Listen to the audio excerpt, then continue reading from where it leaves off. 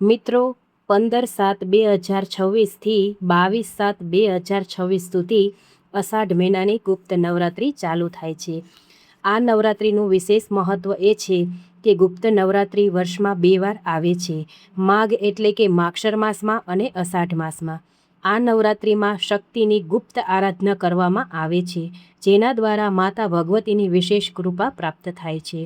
વર્ષમાં કુલ 5 નવરાત્રિ આવે છે। પોષ મહિનાની શાકંભરી નવરાત્રિ, માઘ મહિનાની ગુપ્ત નવરાત્રિ, ચૈત્ર મહિનાની ચૈત્રી નવરાત્રિ અને અષાઢ મહિનાની ગુપ્ત નવરાત્રિ। ત્યારબાદ આવે છે અશ્વિની એટલે કે આસો માસની શારદીય નવરાત્રિ। આ દિવસોમાં મિત્રો તમે કાંઈ ન કરો તો ખાસ આટલું જરૂર કરજો, તો પણ તમારા કુળદેવીની તમને પૂર્ણ કૃપા પ્રાપ્ત થશે।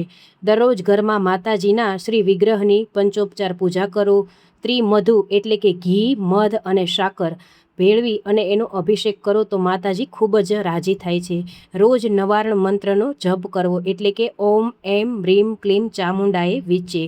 અખંડ દીવો પણ તમે પ્રગટાવી શકો છો। માતાજીની જમણી બાજુ ઘીનો દીવો અને ડાબી બાજુ તલના તેલનો દીવો કરીએ તો ખૂબ જ શુભ માનવામાં આવે છે। પછી આપણી યથાશક્તિ અને ઈચ્છાશક્તિ પ્રમાણે કરવું। સાધના દરમિયાન ભૂમિશયન, મૌન અને બ્રહ્મચર્યનું પાલન કરવું। આવી રીતે માતાજીની જો તમે આવી સાદી પૂજા કરશો તો પણ મા કુળદેવી તમારા ઉપર પ્રસન્ન થશે અને તમને મન ધાર્યા કામો તમારા પાર પાડશે। આ દિવસોમાં માતાજીના ચંડીપાઠ સાંભળવામાં આવે છે, માતાજીની આરતી, સ્તુતિ, વંદના કરવામાં પણ આવે છે।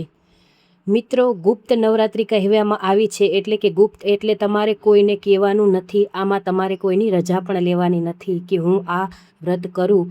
આ વ્રત એવું છે કે જે તમારા ઘરમાં પણ તમે કોઈને ન કહો, બહાર પણ કોઈને ન કહો। જેટલું ગુપ્ત રાખશો એટલું તમને વધુ ફળ મળશે। આવી રીતે મા જગદંબાની આરાધના કરવી જોઈએ।